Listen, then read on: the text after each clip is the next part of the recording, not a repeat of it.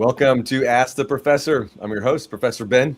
We get together live and it is live as you can tell. We get together live every Wednesday at 11:45 Eastern, and we are talking about all things business, sales, influence, even negotiations. We're diving into today, and we're joined by our producer Ari. Ari, as always, for keeping us in line, keeping the show going on even if I'm tripping over my words. It's just kind of part of the fun, isn't it? It is. That's the best part about being live. You get to see mistakes happen in real time. We're human. And there's nothing we can do about it. It's just so much fun, so much more fun that way. And today we're talking about one of your favorite topics. We're talking about DISC and communication style. Yes, and we're going to take a deep dive into negotiations and talking about how DISC and negotiations go together and how helpful DISC is in negotiating. So, you ready to jump in? I'm excited. I'm a little bit nervous about negotiations and negotiating, but I'm very excited to learn more and watch with the audience and see what Professor Ben has to say. And what the audience has to say. Good point about that, saving the day. But you know what? You bring up a really important point, and that is a lot of people get nervous when it comes to negotiating, right? Think about buying a car, right? Some people like that is like the last thing that they want to go do. And there are some people like me, I guess, that really enjoy going out there and going through the negotiations of buying a car or buying real estate and those kind of things. And so it's important to know like the main thing that people do wrong in negotiations. And I see this as the number one, right? It's not that they're compromising too early or rolling over, not getting a good deal. It's not that they're setting the wrong anchor and maybe setting themselves up to overpay. It's not even the opposite, where they're pushing too hard and bulldozing to win. All those things can be mistakes for sure, and people make those mistakes.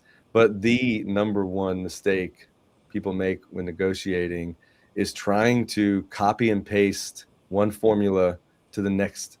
That's where people go wrong, right? They just think that they can use the same negotiating style for each person or each team that they're negotiating with, and that is where things go awry.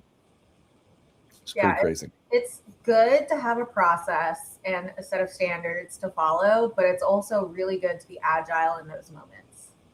We have to. We got to balance both, right? We have to be able to balance both. That's so important.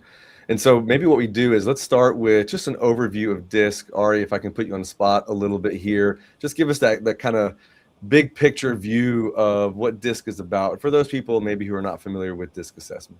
Yeah, so when communicating with these DISC styles, this is kind of what they want to see from you. So the D styles, they want you to be brief, be bright, be gone, give them what they need. No, don't bog them down with the details. They are not a fan of that. Just give them the end result, and then you're good. On the opposite end, the D or C styles, totally opposite. They want the details. They want the data. Give me the facts. That's exactly what they need. Meanwhile, the S styles, they do care about the details and stuff, but they do want you to show that you care. You care about their team, you care about the organization, you care about them. That's what they want. The I styles are a little bit different, and they want to be involved in the process. They want to be part of it, and yeah. Yes, but the energy, right? Like to show me that I'm part of this, I matter. Yes. Yeah, such a big part of that. So this gives us an overview of just the communication style in general for each DISC type. So let's dig in a little bit now to like, what are we looking for when we're negotiating with these different personality types or communication styles? How do we know who we're working with so that way we can better adapt? And also what's crazy about this is when you understand DISC and negotiating, you understand what to expect. And it becomes less of a surprise, less emotional, and more kind of what you were talking about, Ari, of a process. But we do have to know, like, okay, let's scout this out. Who are we working with? So let's start with the D styles. You started with D styles. I'm going to start with D styles. All right, let's go. Here's the thing with D styles is that they are very one-track minded, right? When they're in negotiations, they are looking just to get a yes from the first. Okay, so that's where their one-track mind needs to go. They're not worried about feelings or who else, the relationship that they're building or that they're breaking. Now, there are some pluses to this, right? Because they're going to be less nervous about the relationship side of this. Here's the thing we have to keep in mind with these styles. They're not thinking beyond the negotiations. During the negotiation, that may feel like a strength. We may feel like we're being overpowered. For those of you that are not D-style, now you have this information. Be aware that they're not thinking beyond the negotiations, and if you are, you can now build the upper hand. Okay? As always, Ari, we've said it here many times, every strength has blind spots. For sure. Negotiation's no different, right? They're focused too much on what's in it for me. So let's stick over. So we know the D styles. Let's go over to the C styles, following that same pattern that you did here. So the C styles are going to be very key to the details of the negotiations, right? So imagine if someone goes, it says here that, right? Like that's a C style. It's a great C style phrase. That's what they're looking for. And they want to know the why behind it. How true is this? Does this happen every time? So when you're negotiating, whether it's a car, real estate, or even something going on at work with your team, they want to get to the facts, right? These are the rules. This is the way things are done. And they're going to be prepared for that negotiations. Now, if they're not aware that they're stepping into a negotiation, that may throw them off because they don't want to show up without preparation done ahead of time. All right, so be thinking about that with C styles. So, Ari, between these two styles, which one would you say you would rather negotiate with? Just your personal opinion. Personally, I would rather negotiate with a D style. Ooh, okay. So it is intimidating, and they do have that mentality of what's in it for me. They do know what they want, which is a little bit easier than being like dragged along in the sales process. And you can either get that yes or that no fairly quickly. But I may be short-sighted because no. to the sales process and being in it does have its benefits. But what do you think? So no right or wrong answer, Ari. So I think that what you said makes total sense. It's almost like just rip the Band-Aid off. Let's get this over really quickly. For those of you that don't know, the Ari is our resident SI, right? So and C. So thinking of like negotiations, I think you started this our conversation with like not really a fan of negotiations. So let's just get this over with, which is probably true, right? Probably true. I would say that there's pros and cons to both, but I'm just going to go on the opposite side. So if you're negotiating with a C style, this is going to be very logic based. Mm-hmm. So for those of you that have a little bit of C style and like to dig into the facts ahead of time, you're going to be able to convince a C style if your logical argument's pretty strong. So when you're negotiating, if you say, hey, A equals B and B equals C, therefore A equals C, the C style is very willing to move forward if that's accurate, if that's true. Right now, appeal to their logic and that side of the brain that you guys are speaking the same language. Yeah, absolutely. Absolutely. Right. So there's some pros and cons there. Now, I'll tell you, if you haven't done your homework, C styles are no fun to negotiate with. So be ready for that. This goes back to how we started this session today, which is the worst thing we can ever do in negotiations is think that one size fits all, right? It's just starting them the way we always start them because that's just who we are. We got to know our counterparts and their negotiation style. Mm-hmm. So let's dig into S. Can I put you on the spot again? You did so good last time. All right, let's put you on the spot again. What is it that we got to look out for with S styles when it comes to negotiating? Yeah, so S styles are typically not a fan of change or confrontation or conflict. So they want to make sure that it's a safe, first of all, make sure it's a safe environment, because if you push an S style too hard, you corner them, and it kind of makes them either shut down completely or make them say, okay, like let's get on to the next thing. Like they're just saying okay so they can get out of a uncomfortable situation. Wow. Okay. That is so important for people to understand. Okay. So, two things that you said, Ari, that are key here that a lot of people are not aware of. One is with an S style. If you do come into an S style and just bulldoze them through, which would be common practice for a D style, right? You might get the answer you were looking for at the moment. Yeah. What you're not going to get is any kind of confidence in execution or follow through. And you're also probably never going to see them again, right? Like to your point, Ari, once an S style is scorned or feels like that the person they're working with doesn't feel the same value about the relationship, it's really tough to get an S style back to the table. Hmm. And a lot of us don't know that. We think, ha, hot dog, I just got them to say yes. That negotiations took half the time of my normal negotiations. I am so good at what I do, only to find out that that S style is never coming back. They're not going to carry through with that yes, and you probably can't get them back to the table to have another discussion. Yeah. If we go back to what we said earlier in the episode about that, show me you care. When you're bulldozing the S style, it really feels like you don't care about the solution overall and how it affects them and the team. It just shows that you care about closing. 110%. Right. So this is a blind spot for a lot of negotiators because they don't realize that what you're saying is so true. So like think of the opposite here. If I was trying to get a C style back to the table, let's say if things didn't go well on a negotiating table, I just got to use logic. Hey, looks like we didn't get off to the right foot last time. Here are some facts. Here's some information that shows why we should get back together. And the C style is likely to go, yeah, okay. Right. That D style, pretty easy to get back to the table. Again, they're always ready for a round two when it Yeah. comes to negotiating. So a little bit easier to get them to come back. And same thing, we got to show them that they have some sort of control in this, Mhm. right? So what about those I styles? When we're negotiating with I styles, touch on that for a little bit, and I'll chime in too.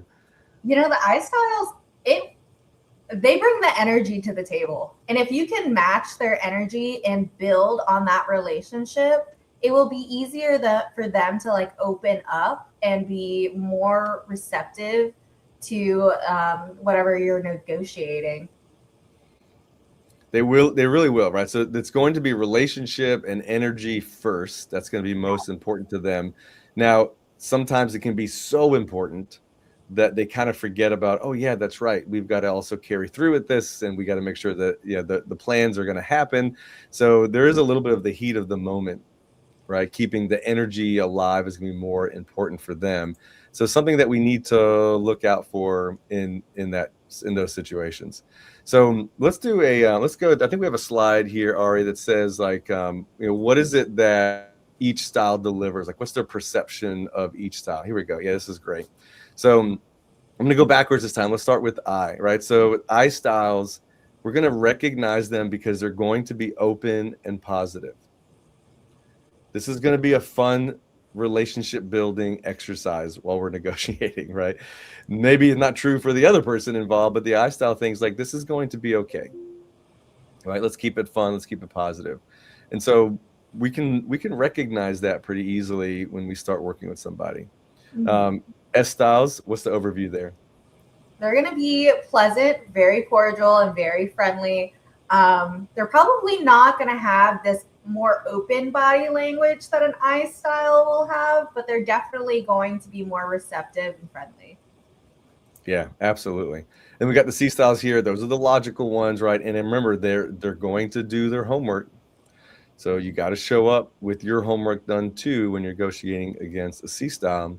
And then there's that D style, which is going to be laser focused on one topic, and that's getting a yes out of you, getting whatever it is they decided they wanted. Compromise is not really their plan at all.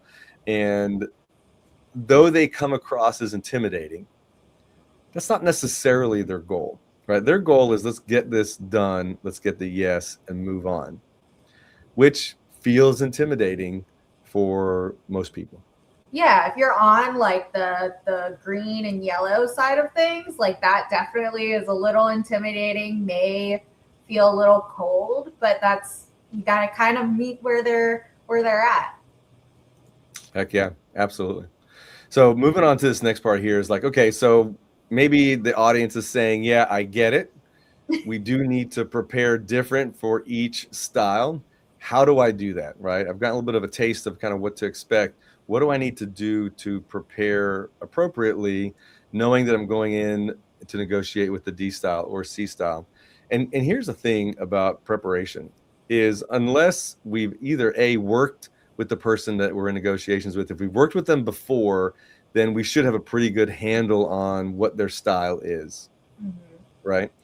If we've never met them before, if we're walking into a real estate situation and we're meeting these people for the first time, right? Or you're meeting a new potential employer and you're negotiating your salary, or you're negotiating deals for some capital improvements that you're doing in your business, you may not have the luxury of knowing what to expect. So very easily, let's make sure that we're covering all four bases as we're preparing.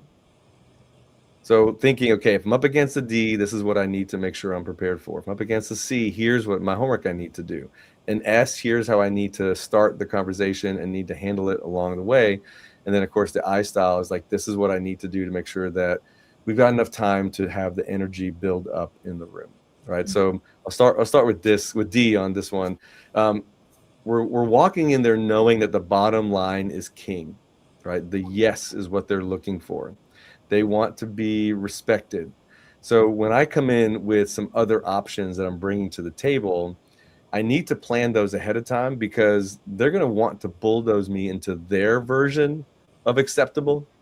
And if I haven't thought through the other options that I'm okay with, I may not, they won't give me time to come up with those on the fly, right? So be prepared to know, like, what are my alternatives here that I need to be okay with, right? Some people might, so that is super important. C style, again, doing your homework, focusing on the logic of the discussion. That is where they are going to sway one way or the other. It's going to be based on who's got the best logic. I've never seen a C style light up more than when you bring up the facts, the logic, the feeling of whatever the numbers. That's like, that's out. Any feelings, knock that out. But when you bring the logic and the data, they just light up. Oh my gosh, that is absolutely so true. So true. Watching some, trying to pay attention to the audience comments over here too. So shout out to Ryan. Thank you for jumping on the show. Always great to see you on here. And who else do we have on here? Oh, Iris Andy's been on the show a handful of times too. So thank you for jumping on there. Always great to see those. And for those of you watching on YouTube, unfortunately, we don't see your comments until after the show, but we'll do our best to make sure that we can add them in whenever possible. So great points there in thinking of the C styles and how they light up. That's super important. So the S styles. When I'm preparing for these meetings, I need to make sure that I'm focused on relationship. So I might come in there and I've got my research and I've got my bottom line and I'm really all excited about getting to those things. I got to slow it down for that S style. If they don't feel safe in the discussions, not only is it going to be more difficult to get to the right place at the end of that meeting, on top of that, it's going to be really difficult to get them to follow through and actually deliver on that yes. Right, so be ready for that. Be ready to slow down and put the brakes on. Okay, let's look at the I styles here. Knowing that relationship is king, vibe and energy are king here. So it is going to be crucial for us to have some time involved to talk about the family, talk about what they had for breakfast, what is going to happen next weekend, all those things, right? So be ready, again, to have the relationship be front and center as you're having the negotiations. We are talking such good things. I can't believe we're already at 21 minutes. No, okay, we are. So guess what? Okay.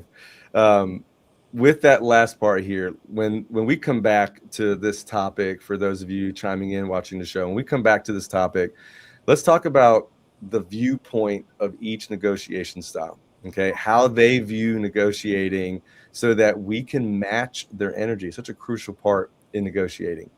right? And being ready to realize like the speed is going to be different based on their style. We're going to see S styles on the slow side, D styles on the fast side. And what does that mean for us?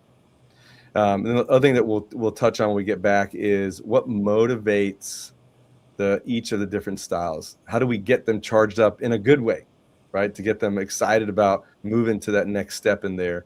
And then what are their fears? How do we leverage their fears for our advantage, right? To get the answer we're looking for, to get that yes. And just as important is to get the follow through, right? To get the execution of the yes that we negotiated for.